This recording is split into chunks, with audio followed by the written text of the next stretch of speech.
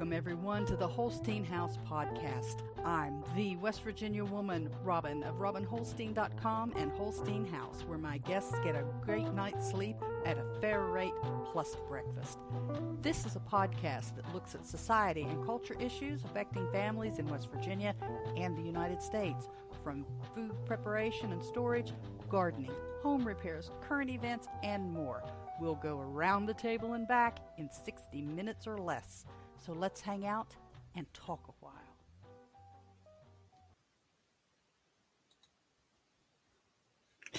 Well, good morning, all y'all. How are you doing on this beautiful Friday morning? It's September the 1st, 2023. I'm Robin Holstein, your hostess. Doesn't matter to me. Just don't call me late for dinner. This is episode 94 of the Holstein House broadcast, and we're live unscripted today on Friday. Fridays, we do a live unscripted.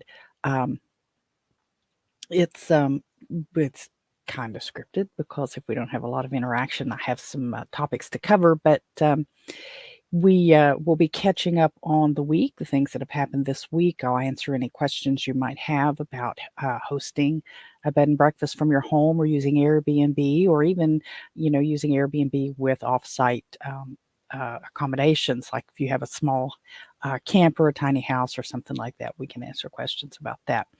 We'll be talking a little bit about fall and winter, getting prepared for that with our pantries and our households and things that's going on, and some storage questions and more, especially since it's unscripted. We can talk about just about anything you want. I'm so glad to have you. This is episode 94. We're really closing in on episode 100.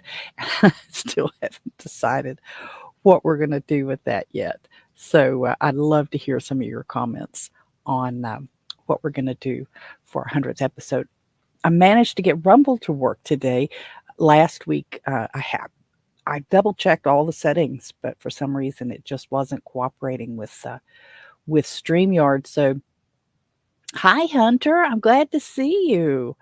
You got in there early this morning. Somebody's birthday in my family. I can't remember who. Oh, I don't know. Is it your birthday, Hunter? If it is, happy birthday to you. Whoever's birthday it is. I'm glad to have you there this morning. You got any questions, be sure and pop them in. I'll try to keep up. I'm kind of bouncing around different little screens here on this laptop. So how are you doing? Were you listening at work, or are you off today? Because this in the United States, because I do have some folks that tend to listen or watch the broadcast sometimes on replay from other parts of the world. But in the United States, this is Labor Day weekend. Oh, it's not yours. Yours is not. Well, I missed it. I'm sorry. Well, that's your belated happy birthday. Yes, September 1st. Okay, you're at work. Well, be careful. Don't get distracted, especially for a long weekend. We tend to not do as much on Friday anyway.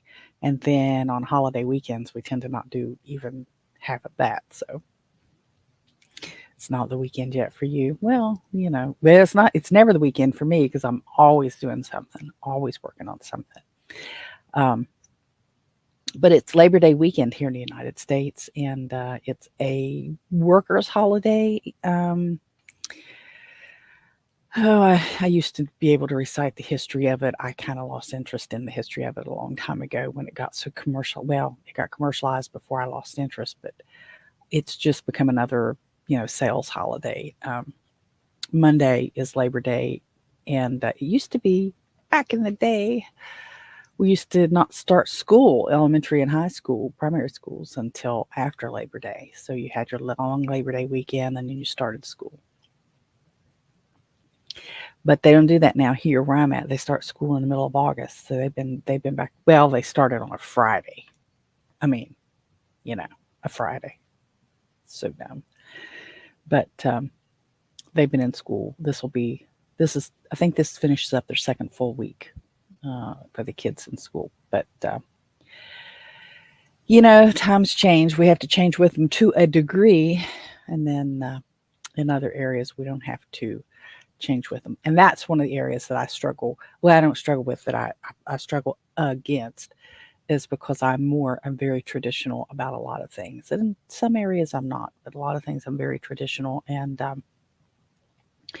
think the young people, which is anybody 10 years younger than me, young people have decided it's too hard to say traditional, so they say trad. So for those of you guys, well, it's coming up on the weekend for a lot of us, and it'd be fun to know what you guys got planned. Hunter, are you August 8th around here for school?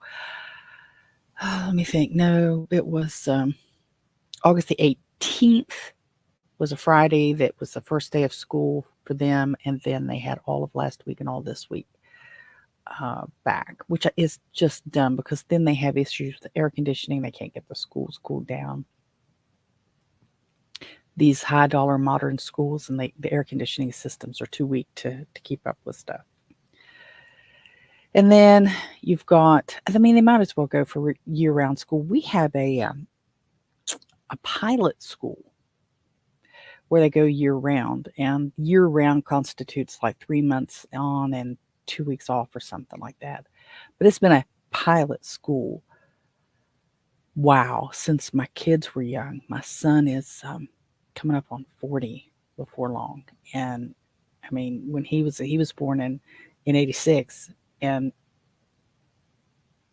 I think it was a pilot school then. So it's either going to, I mean, go or get off the pot. But they're almost all full time year round now. I mean, they get so little time off in the summer that it really doesn't make sense. And maybe that's the long range plan, is to shuffle all the public schools into year round schools. It's possible. It looks that way. If you step back and you look at it, it looks like they're trying to convince everybody. In my area, our school systems, when I was coming up, and I'm 58, and so our school systems were, the calendar was really heavy around not so much agriculture anymore, like for a lot of places, but for the mines and industry. And the coal mines were the leading employer and leading tax base for the state, and especially this part of the state that I'm in. And they had a period of vacation, and it was a set, established vacation. And nowadays, you get, let's just say 2 weeks, 10 days of vacation. You can schedule it when you need to, or when you want to. When back in my day, when I was coming up, Dad and them had established vacation days. It was like the last week of June, the first week of July. So it caught the 4th of July period. And that was in stone. The only people who worked those days were the skeleton crews. So in effect, the whole mining system shut down except for the skeleton crews. And they did a lot of maintenance and stuff around that time too.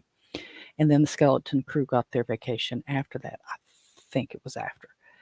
But, you saw entire economies here just closed for those 2 weeks because all the miners were on vacation, and a big chunk of them were going south to the beach. Now they go down to Myrtle Beach, but when I was coming up, we went to Virginia Beach, in obviously in Virginia, but that was the big trip every summer. And I'd go, and of course I'm very fair complected anyway, and like my dad and I we have the same complexion, very light complected, light hair, light eyes, and we'd go down there and we'd get blistered. I mean, we'd be so sunburned. It was not, I mean, you come back miserable. You had fun while you were there, but you come back miserable, and you didn't have sunscreen. You had sun lotion, and it really didn't do anything to keep you from getting blistered. And I mean, my skin would peel and I'd be red. And of course, my hair was so light, so my skin was all red, and my eyebrows and my hair was really light, so it looked like I didn't have any at all. It was terrible when I was. I mean, it was fun, but it was terrible. And so now I'm paying for that, and Daddy's paying for that. We have issues with skin cancers, but that's where we went for vacation every year. Just about every year. There was a couple times we went to Chesapeake Bay. I was fairly young then. I don't have much memories of Chesapeake Bay. We had a little, like a beach cabin kind of thing, and there was a couple guys that Dad worked with that both the families would go. But those other families had boys, and the boys went and did boy stuff, and I was like, goofing off. But I remember in the Chesapeake Bay, I had a blow up raft, and it was probably, I don't know, 4 feet, maybe 5 foot. I wasn't very tall, but it was like a canvas. It wasn't one of those plastic things. Well, I took it out into the bay and got up on it and laid down, and then I hear my mom hollering at me, and I had floated, drifted way out. I never got back. It was crazy, but yeah, that was we did that, and then of course at the regular beach, I got sunburned early, and so the salt water hurt my skin, and so that then you got into the pool, and you got into the pool after the sun went down and it was shaded over, and that helped cool your skin off. But yeah, we had a blast, and there was a lot of things I didn't understand. A lot of you, I haven't been to the beach in ages. I think my kids were young the last time I went to the beach. They may have even been like in diaper age. I think, as a matter of fact, I think Brian David, my younger son, was still in diapers the last time I was at the beach, and mom went, and we went to Carolina Beach. That was the last time I was at the beach, but at the commercially beach, not the family beaches, they had really vulgar T-shirts. And I can think back at, because you'd go to the T-shirt shop and buy T-shirts at the beach. Well, some of them were really vulgar, and I didn't understand them.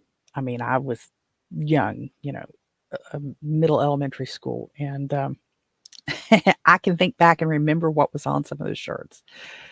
And oh, it was terrible. I came back with a shirt that had a marijuana leaf on it. It said "Party Time." I loved that shirt. I had no clue. I didn't have any understanding about marijuana, but the party time part, I'm thinking, have fun, carry on. And I enjoyed that shirt. And my grandmother like to died when she saw it because she understood. But I was really naive about a lot of stuff up until I got to junior high school, when a lot of things became clear to me. And but the beaches were fun. I haven't been in a long time. I'm not a beach crazy person, obviously, but I'd like to go back. I think, and I don't know if we'll get back. We have to plan it out. We have so many things going on around here at Holstein House now that we'd really have to plan it. And the chickens and ducks and dogs and cats. Well, the dogs and cats wouldn't be as big a deal as the chickens and the ducks. And anyway, so there's that. There's that look back from the old lady and the old West Virginia woman here, talking about when I was young back in the day. But that's part of the danger of having an unscripted broadcast, and that's where we are today. Catching up on old timey. You didn't. Oh my gosh, you didn't wear.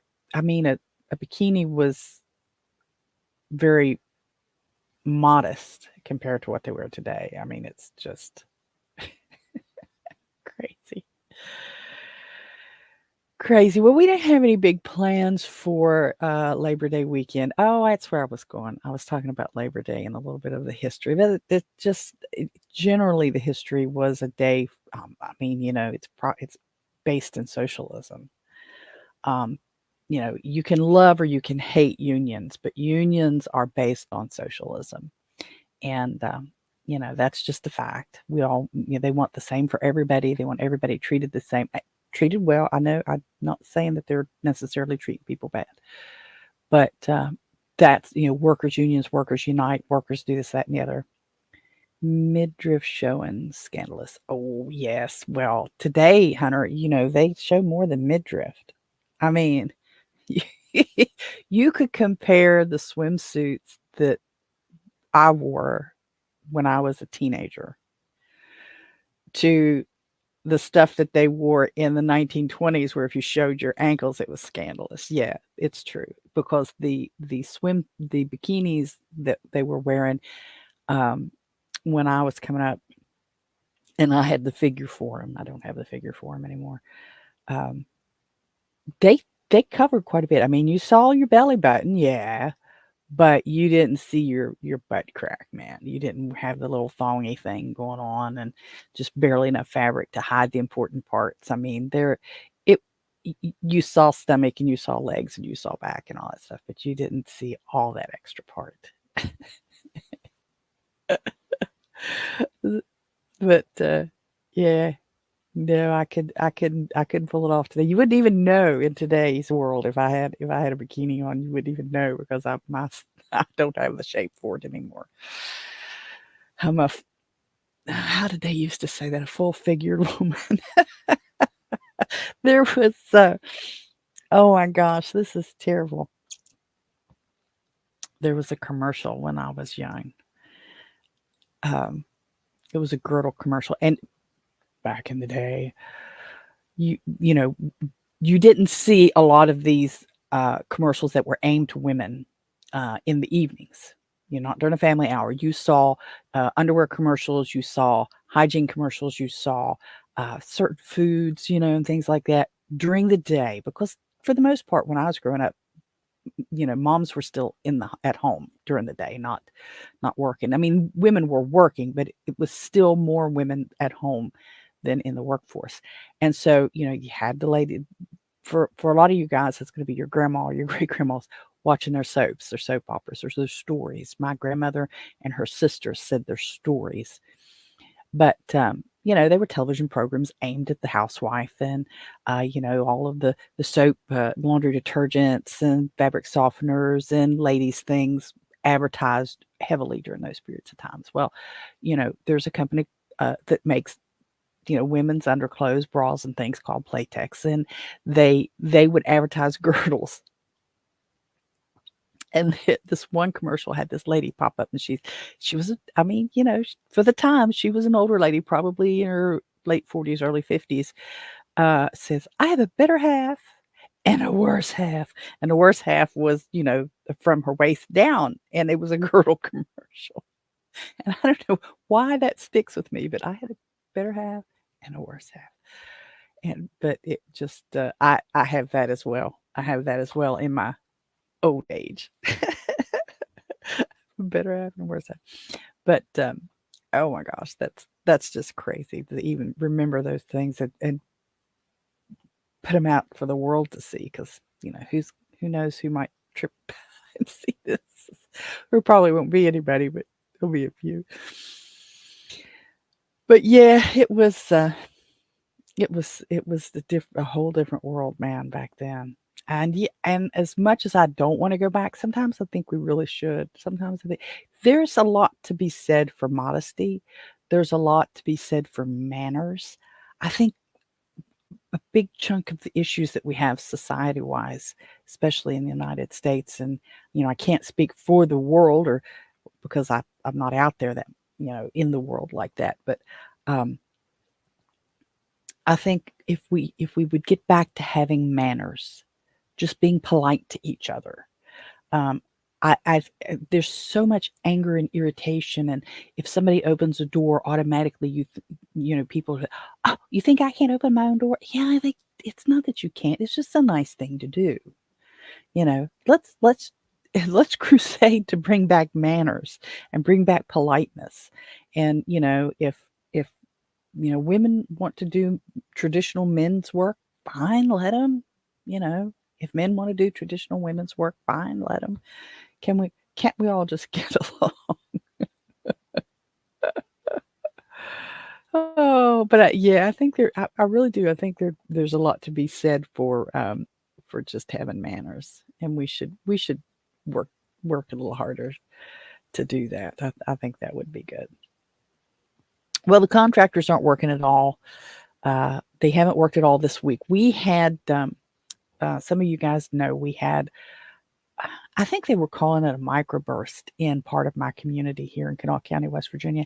And there was some substantial flooding. I mean, there was areas that got 9 inches of rain in just a couple hours.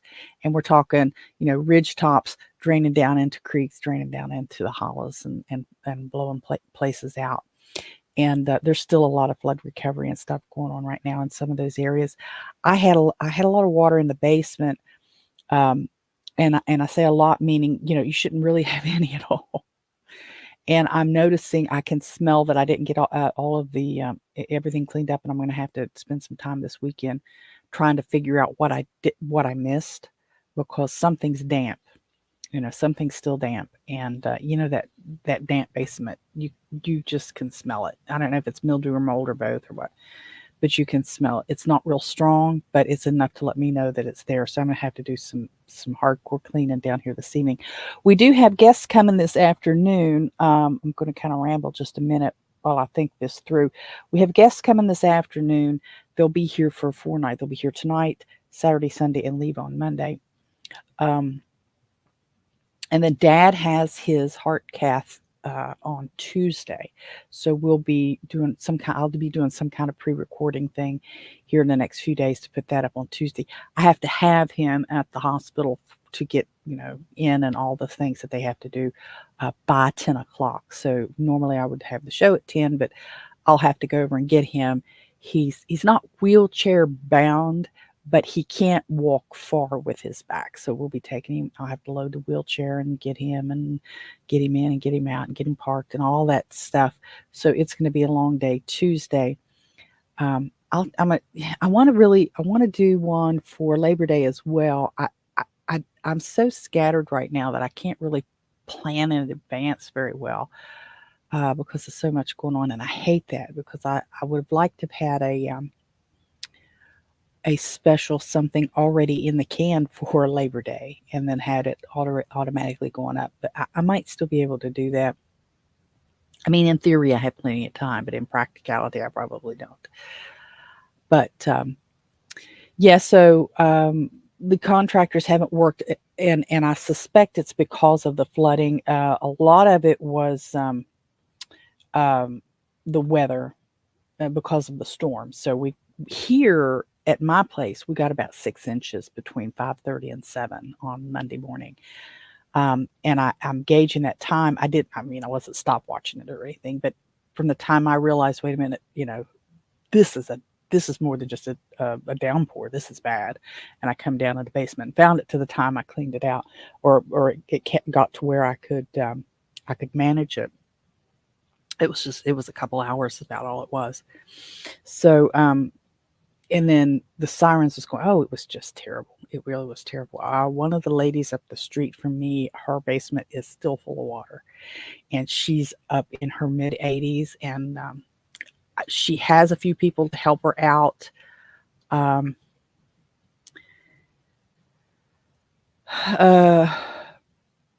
I mean, I don't know what they can do. I mean, I haven't been in her basement, so I don't know what all she's facing. When I talked to her on the phone, I called and asked her if there's anything that I could help her with. I mean, I can't bucket out her basement, but if she needed any groceries or if she needed anything, she said no. She just had some water downstairs. She didn't have any upstairs, so her house was good. But there's another couple that live just past her.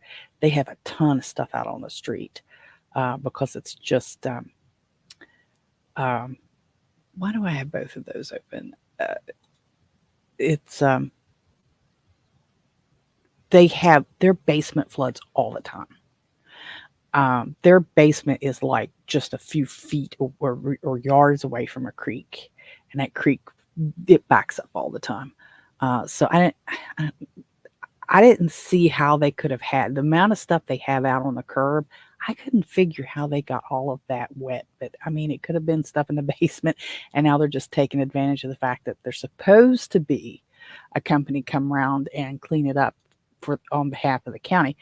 There's some debate whether our community's included or not.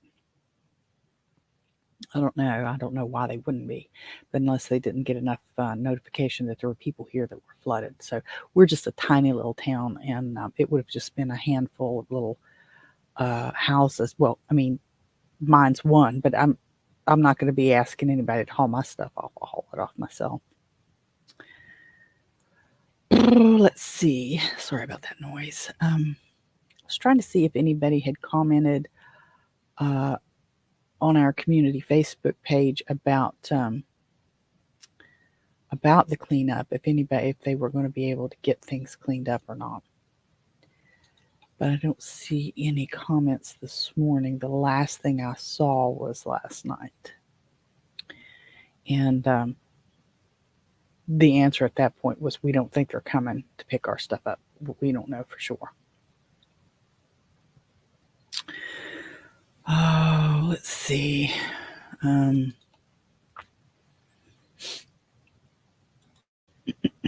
So the contractors aren't working on the doghouse, but they did get it's not leaking. So they did get the worst part of it done. Now they're the under I guess we call it underlayment that goes under the metal roofing is done. So all they've got, I don't know how you. Oh, I'm so poor with estimates and sizes of stuff. Oh, I guess it's 5 yards or so worth of roofing that needs to be finished. Their tools are all still here. Their wheelbarrow is full of water. They got a ladder up against the house. It's a wonder somebody hasn't tried to steal it. But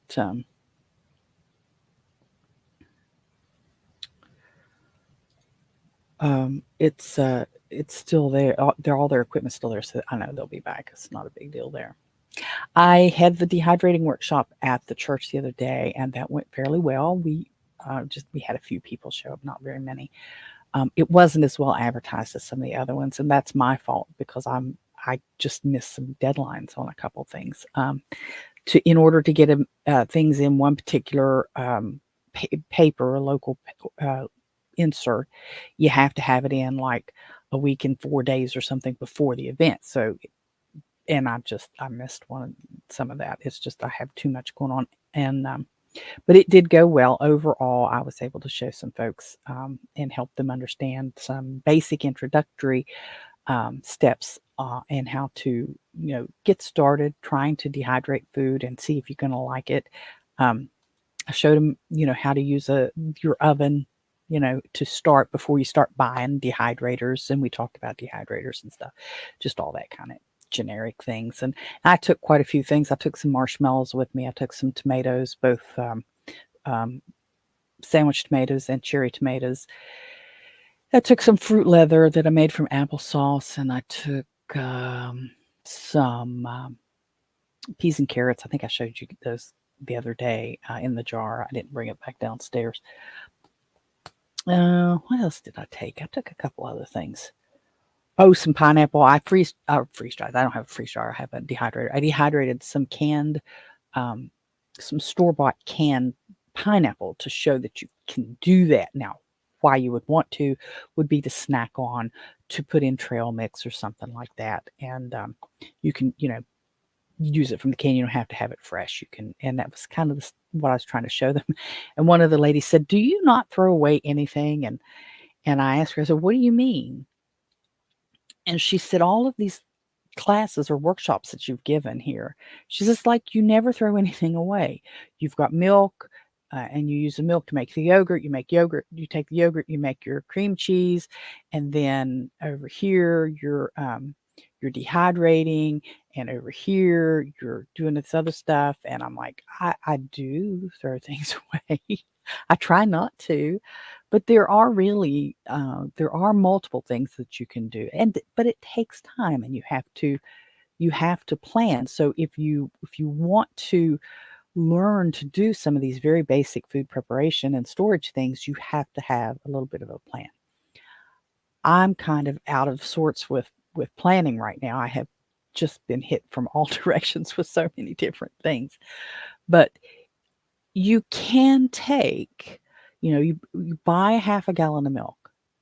You're going to use some of it for your cereals, everyday drinking, making mashed potatoes, whatever it is that you're doing. You can turn some of that into yogurt, and then you can turn some of that into buttermilk if you want. And you can turn some of the buttermilk into a type of cheese if you want. You can turn the yogurt into cream cheese. And there's several different things that you can do, but you have to plan it out. It's not like you just throw it in a microwave and do it. You have to plan it out. And but it takes a little thought. So when I was showing him these things, that she says, you don't throw anything away. And I'm like, I really try not to. I really try not to. You can take your whole chicken from the store for I want to say about 69 cents a pound. You can get, the whole chickens. You can cook those yourself, put them in the oven, roast them,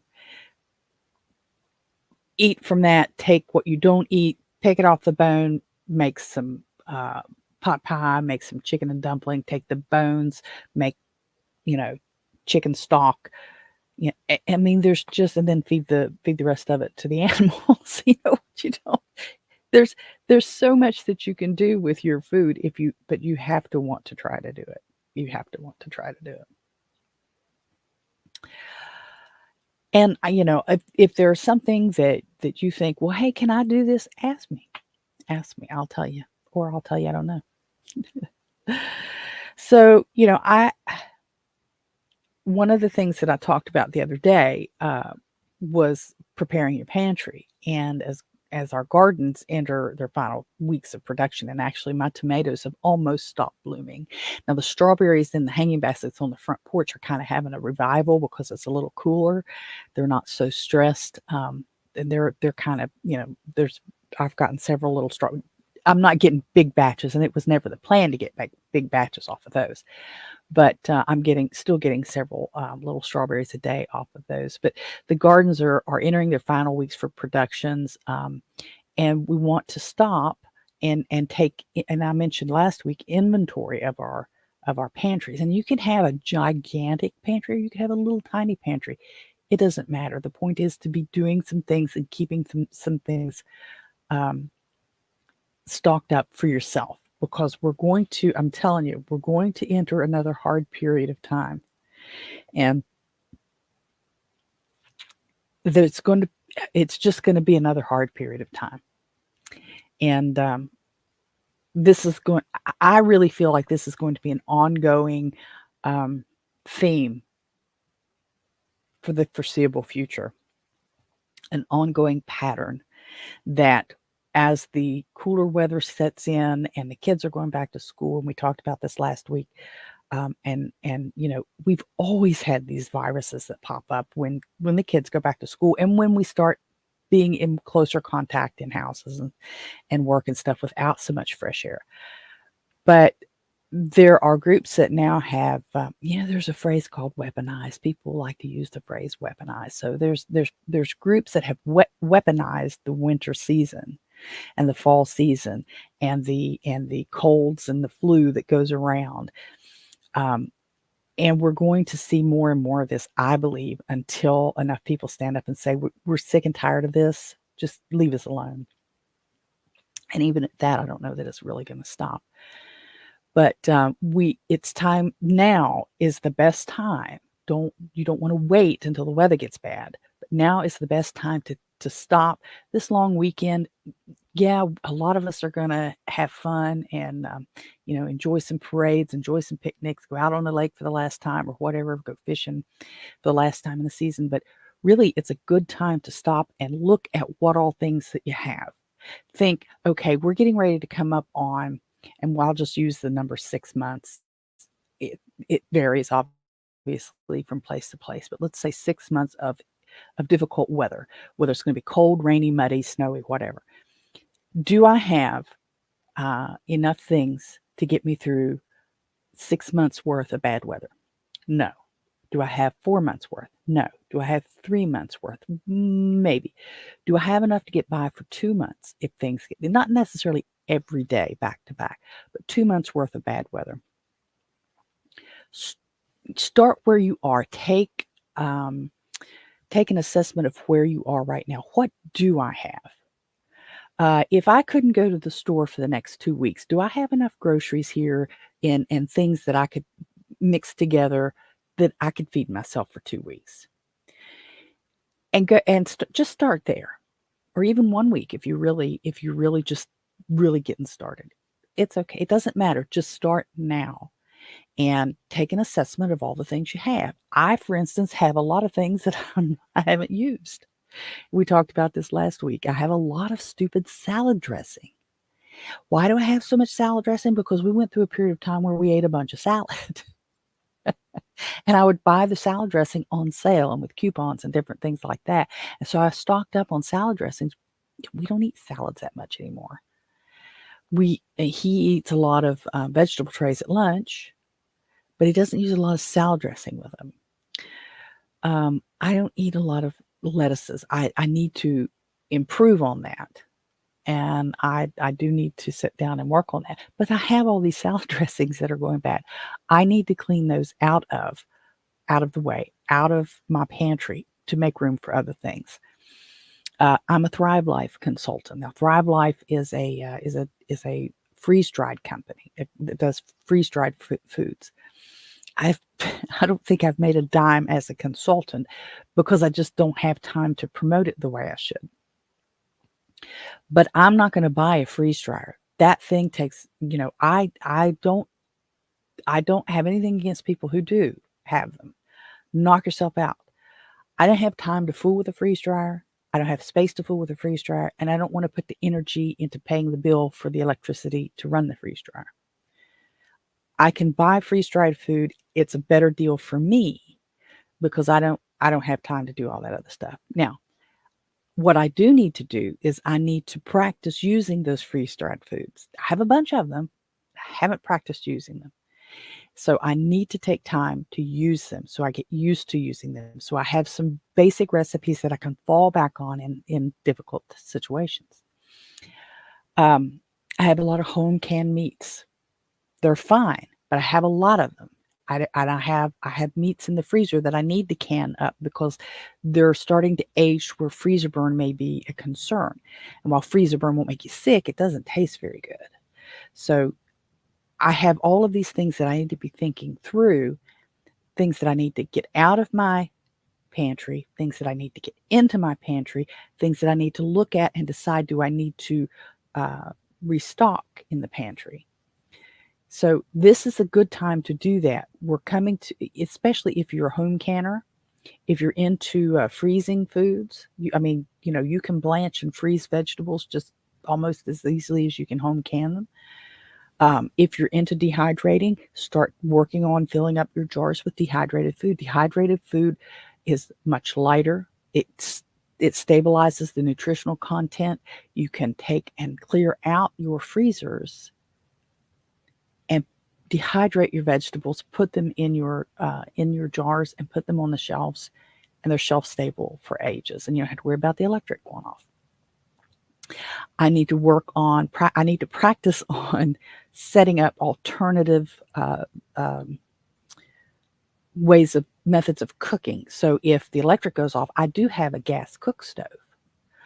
But let's say for just some weird reason, I don't have the natural gas for my cook stove. Can I cook alternative? Is there another way that I can cook? Because you want to have more than one option. You don't want to rely on one option all the time. My dad's home is 100% electric. Electric goes off, they're really in a mess.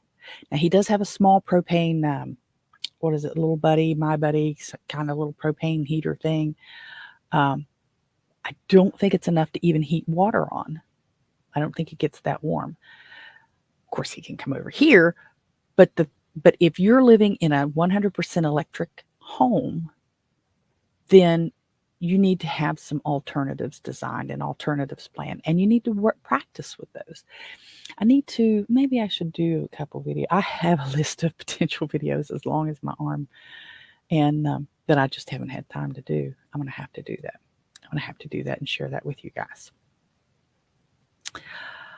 But yeah, Canning and freezing and dehydrating allows me to prepare for difficult times, and they can help you prepare for difficult times as well. Um, our go bags, or our emergency bags that we should have in the car or our vehicles, I need to go through and update mine. And you may too. Or if you don't have one, you need to put one together. You need to have some water in it. You need to have some snacks in it. You need to have some wipes in it. You need to have some basic little tiny little first aid things. I mean, this little bag is designed so that if something happens, for instance, for instance, how long back was it? There about 5 years ago, there was an accident on the West Virginia Turnpike, and it was a tractor trailer, and it actually blocked both sides of the interstate because of the way the spill and the fire, and I can't remember what all it was, but so traffic was blocked. People were blocked for like 10 hours. They were stuck. They couldn't back up. They couldn't go forward. They were stuck. If you're in a situation like that, or you like what we just had, the microblast that blew out a couple roads, brought some trees down across some places where you had to wait for somebody to clear that, so you couldn't get out. If you were driving and you got stuck in traffic, this emergency backpack that you would keep in your vehicle would have something to keep you for a few days. A little bit of toilet paper, a little bit of handy wipes, a little bit of food, a little bit of water, a little bit of a heat source, maybe a little shovel or something if it's snowing, to keep the snow off. Well, of course, you normally would have a scraper, but to keep the snow away from your tailpipe so that you could run the car to heat the car up. An emergency blanket.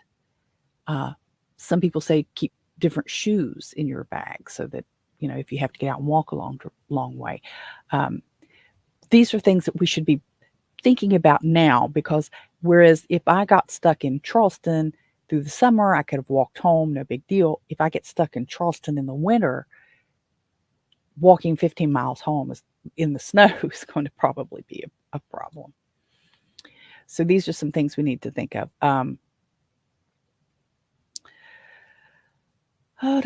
It's time to consider something else that I'm doing right now.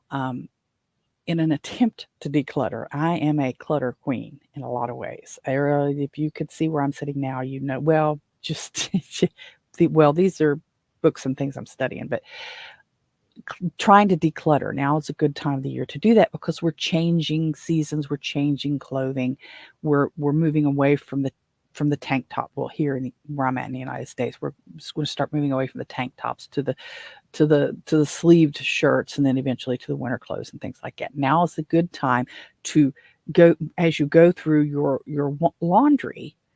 Do I need to keep this for another season? Do I need to get rid of it? Have I outgrown this? Has it shrunk? One of my biggest issues is I have a lot of clothes that don't fit me anymore because I keep thinking I'm going to lose weight and get back in them. But they're doing nothing but they're clogging up my closet space.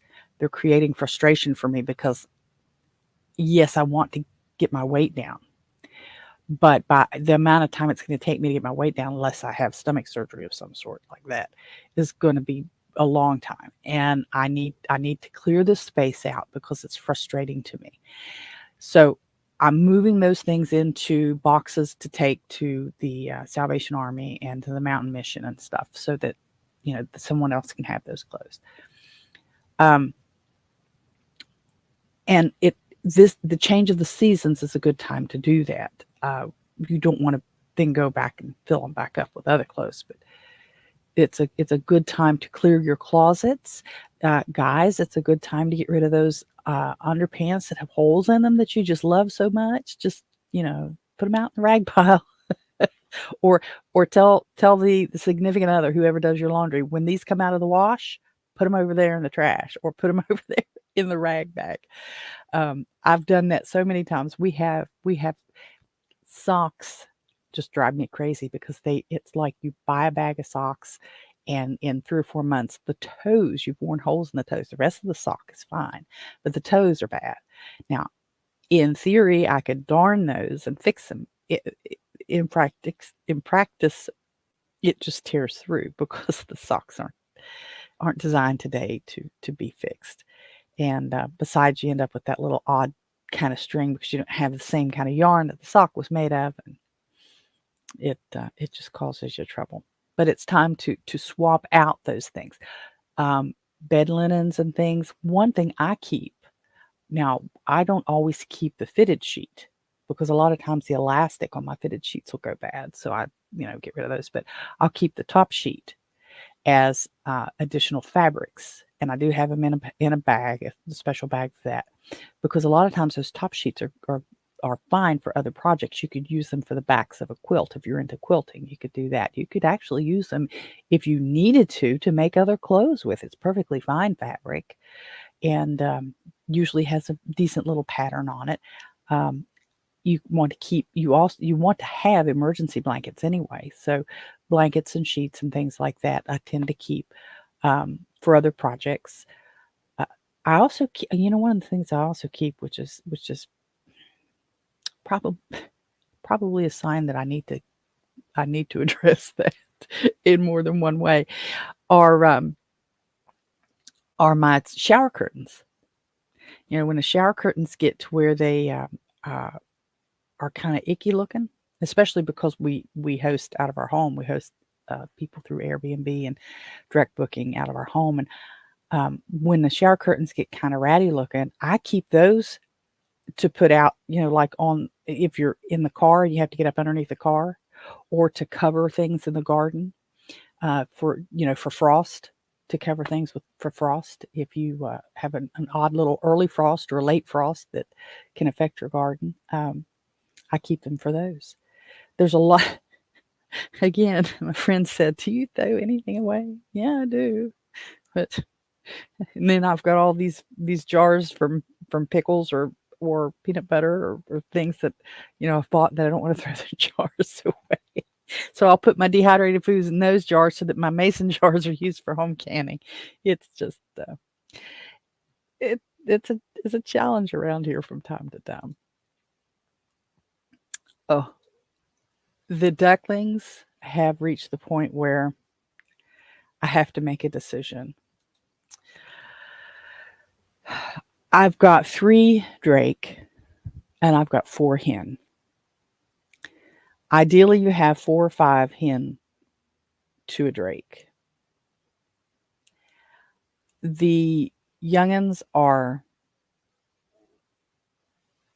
on the hens. The young drakes are starting to get on the hens a lot. And so even this morning I looked out and noticed that they were all ganged up on this one hen duck, not my chicken hens. So the decision's got to be made who's going to go.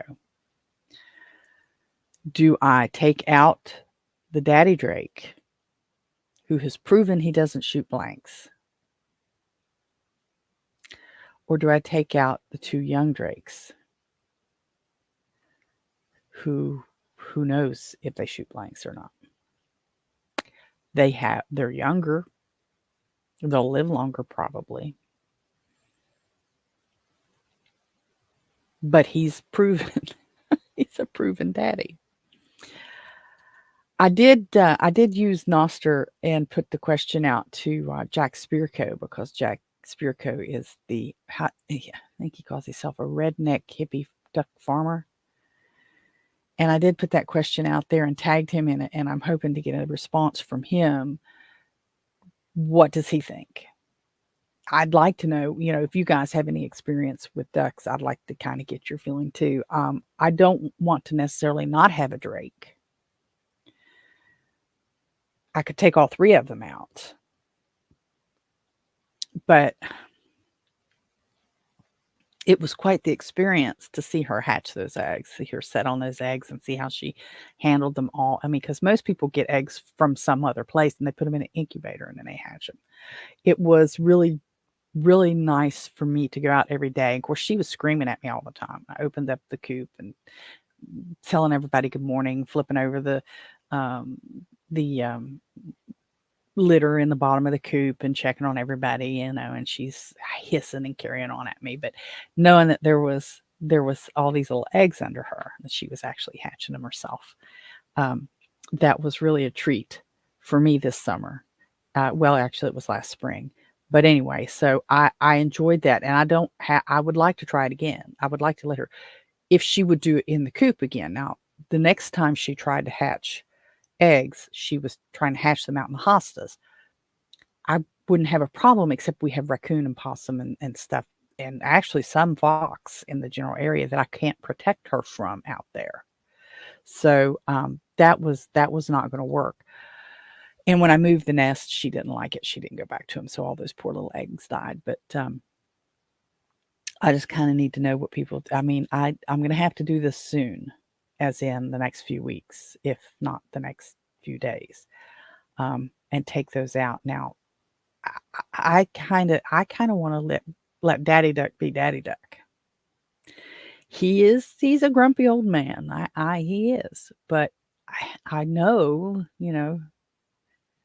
he makes babies. So I've got to I got to make that decision. I'd love to hear your comments on that. What you think about that. I think I already told you my tomatoes have stopped blooming, and the strawberry, yeah, I did. The strawberries are still coming on. They look good. I've got to decide my those hanging strawberries. I love them. I love them. I would love to be able to overwinter them. And I've had people tell me you can do it if you do XYZ. I don't know if I can do XYZ. I tried to keep that fern, and my fern out front this year have been beautiful. They've absolutely. This is the first time I think ever that my fern have not turned brown and just dumped all their leaves on me throughout the summer. I don't know. They're just gorgeous. And I'd like to keep those. The last time I tried to keep a fern, it didn't work that well. I technically kept it because I still have it. It still has a few fronds sticking out, like 4 that are still alive. But the whole thing, it was huge. It was what, I don't know what they call it, but it was bigger than a Boston. I mean, it was huge. I don't even know why I got the dumb thing that big. I think I wasn't paying attention. But anyway, these 2 fern are gorgeous. I'd love to be able to keep them. I'm thinking, I don't know if it's going to work or not. I'm thinking the doghouse. I'm thinking I can hang these things out in the doghouse. I can put a little bit of a heat out there because I'm going to have to get some new chickens. I keep talking about it, and I haven't done it. I've got to get chickens, and I think they're going to have to go out in the doghouse. I don't think I could stand having them in the basement again until they get big enough to go out. That's like 3 months. It's crazy. But it would be too cold to put them in the coop. There's no electric in the coop. I could run a cable, but then I'd have to poke a hole in something to run the cable. And having a heat source in a coop can be a fire waiting to happen. With all the combustibles, the straw, the pine, all of the stuff that's in there, it can be, and I'd have to have it sealed up good. And right now, I mean, it's kind of drafty. It's just not it's not for babies if they're not under a mama. I got to get off the pot and get some of this stuff taken care of. So let's see. It's been we're coming up on the hour, and I like to stay about an hour. I have managed to get through most things today. I thank you, Hunter. I think you're gone already, and I appreciate you swinging by. I love having people come in and comment. It's really fun. There's some Labor Day activities going on in the area, but we're booked for Labor Day weekend. Later in September, we've got some things coming up in Beckley and Pipestem and Summersville and South Charleston.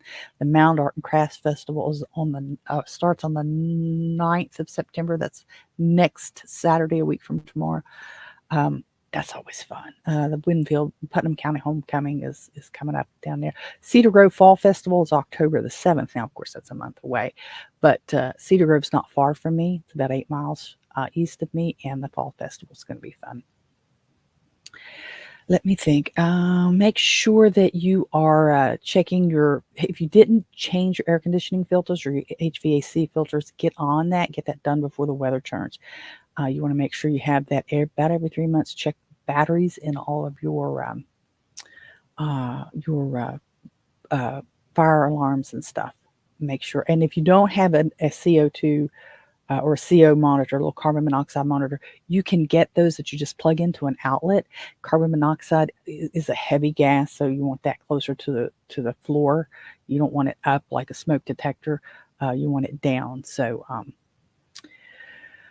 let's see. Last week I did a lot of grumbling about politics. I don't want to do that anymore. We have another AARP thing coming up at the church this Wednesday, so I can enjoy that instead of being part of it. But I still have to get the advertisements up. I'm going to try to restructure the broadcast a little bit. I'm going to, I have the podcast 5 discount. I'll leave that active.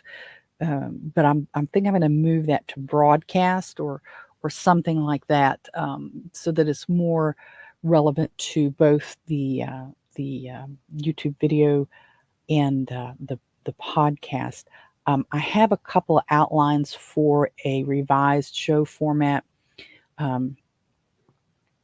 just so that I kind of, well, I'm coming up on episode 100, but I'm just kind of, I never have found that sweet spot, that sweet focused format. I want to work on that some more and try to get that in place. And don't forget, like I mentioned, Tuesday won't be a live; it'll be a recording, but there will be a show up on Tuesday at 10 as well.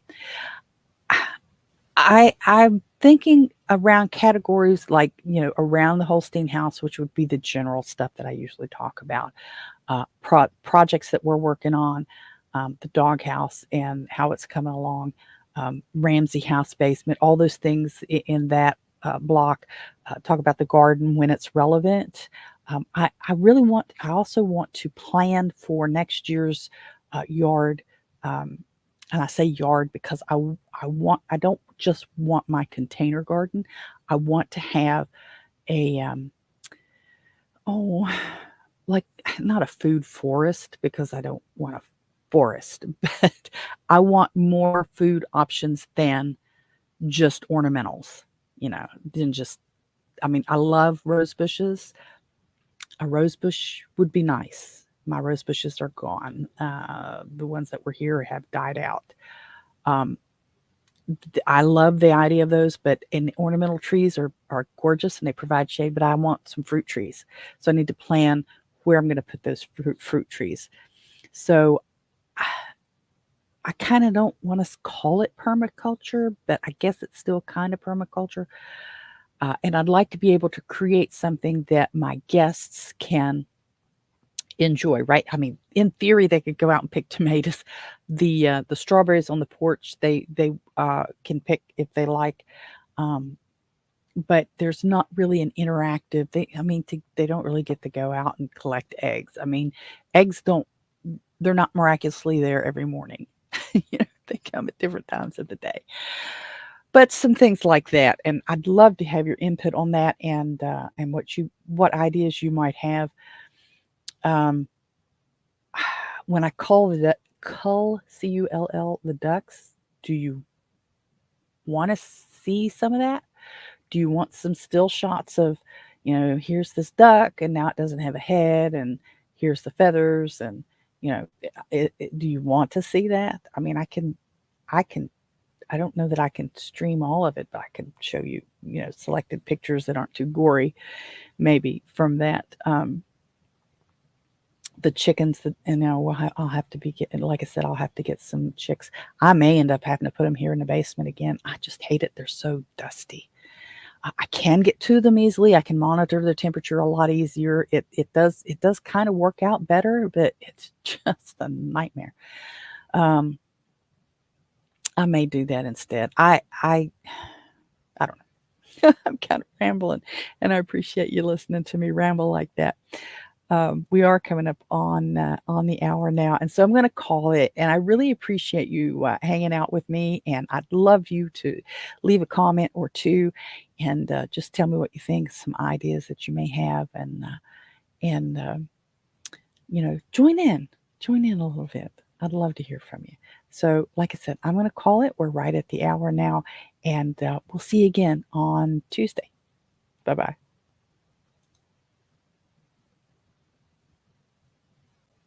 So there you have it. Post your comments, do all that boosting, liking, sharing, thumbs up, and stuff that helps spread the word and poke the algorithms. Follow me on most of the big social media platforms and look for my name, Robin Holstein, or Holstein House. Till next time, bye-bye.